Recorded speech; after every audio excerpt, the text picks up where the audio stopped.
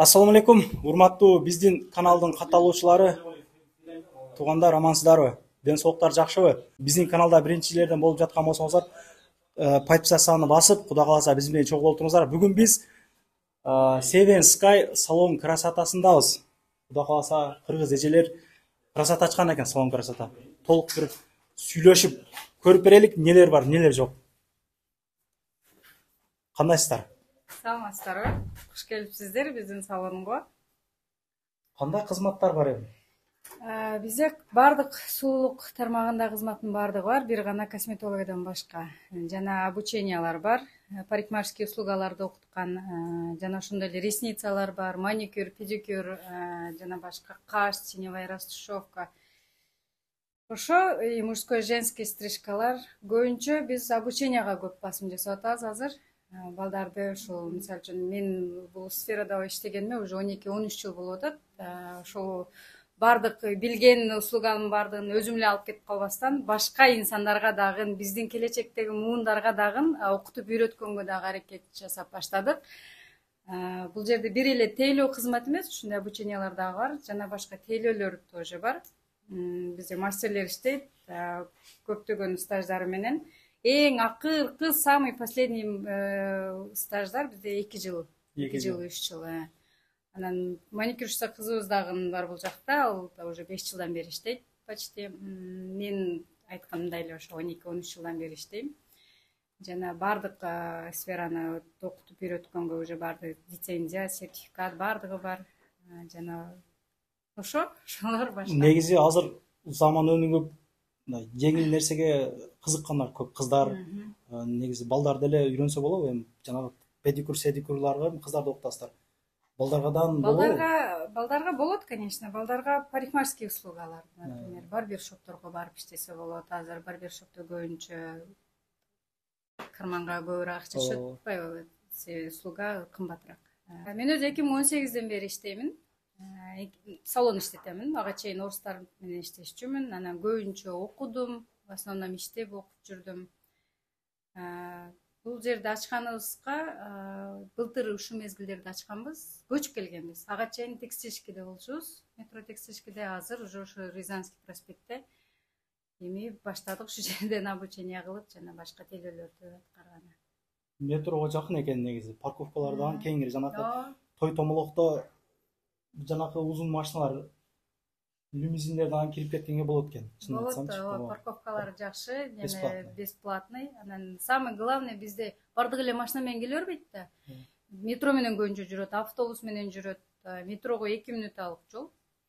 Өтсөң эле уже көзүңдү ачсаң эле уже биздин салон. 2 мүнөт дагы деп айтканга болот. Метродон чыккандан кийинки эле биринчи дом экен. Ой, метродон чыкканда эле сразу оң тарапта биринчи дом. Биринчи дом болгону менен бизде 3 жерде парикмахерский жайгашкан, биздики двор жакта. Өтүп туруп дворго киресиң да, себеби бурчтарда бар, 2 парикмахерский бар, көбүнчө олар мужской, женский точно билбейм. Биздики көбүнчө ошо дворго кирсе. Бул жактарда кандай нелерди кылабыз? Бул жерлерде маникюр жасайт, педикюр, маникюр, анан бул жакта аялдарга шугаринг, бул жерде ресница бул кабинетте. Бул жерде дагы бүгүн ресница кылган кызыбызга выходной болчу. Бул жакта шугаринг. Ал тоже ошол эле ресницаны дагы обучать этебиз бул жерде. И шугаринг, депиляция деп коет. Ошо услугалар бар. Кандай болот? Жазылып келеби, кандай болот эми мисалы? Жазылбай деле келсе болот. Анан көбүнчө бул жерде в основном Россияда баары орустардын правиласын кылабыз да. Жазылып көбүнчө келишет. Желательно, если мисалы үчүн бар да бизде высший мастер, средний мастер болгон. Жазылып кимге отургусу келет. Ошо. Көбүнчө жазылып келишет.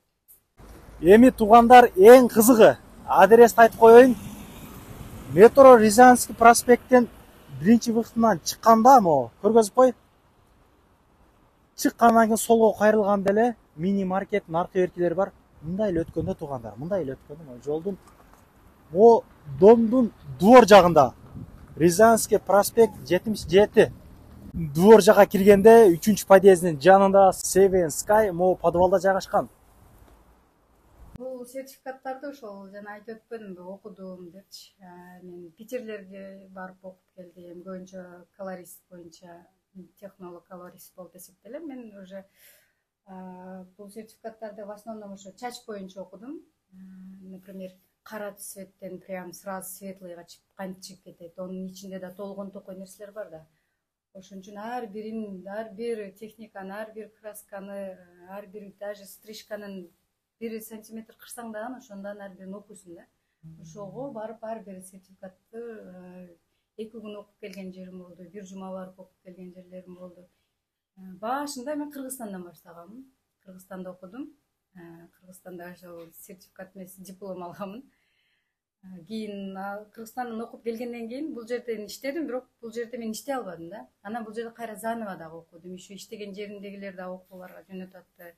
Көптөгөн ошол семинарлар в основном болуп атты. И ошол жерлерге барып окуп өнүккөнгө аракет жасадым. Анан өзүм эле алып кетип калбастан коюшум, өз билген эмгегимди, билген өзүмдөгү нерселерди ушу башка инсандарга, жаш келе жаткан келечектерге, жаш муундарга ошо үйрөтөйүн деп анан обучение курстары ачып баштадым да. Самый главный кыргыздардын зарплатасына карап, кыргыздардын чөнтөгүнө карап, ошого карап цена коюлган. Азыр прям ар бирин мынча мончо деп айтканда уже ал жерде көп цена да. Анан кээпкилер келип калат, биздин кыргыздар андайга эмес, мындайраак кылып берчи деп. Анан ошол көбүнчө клиенттин эмесине, ыңгайына карап жасап беребиз, цена коебуз. Сакалдардан кыскартып наркы эрки болобу? Сакалдарда Сакалы барлар көрүп калып. Сакалы барларды коёбуз, сакалдарын агарып калган жерлерин кыркабыз. Негизи могу Москва шаары 8-область эле болуп калды, чын айтсамчы. Да. Күнүнө мисалы 4-төн 5тен той бар Кыргыздачы. Эми көбүбүз билбешибиз мүмкүн, бирок чынында бар да. Статистика боюнча камерачы балдар менен сүйлөшүп калсаң бар дейт. Бар депчи. Күндө жумуш аларгачы. Азыр ошондой эле болуп калды. Бизге деле көпчүлүгү ошо тойго баратам деп, основном мен мурун bundan 10 жыл мурун Кыргызстанда иштегенде, суббота, воскресенье тойго деп биз өлө жасайт элек да, кыргыздардычы. Кыргызстанда. Азыр бул жерде эле ошондой да.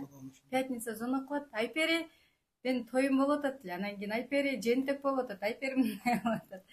Макияж кылып койчу, жасап койчу, прическа жасап берчи деп.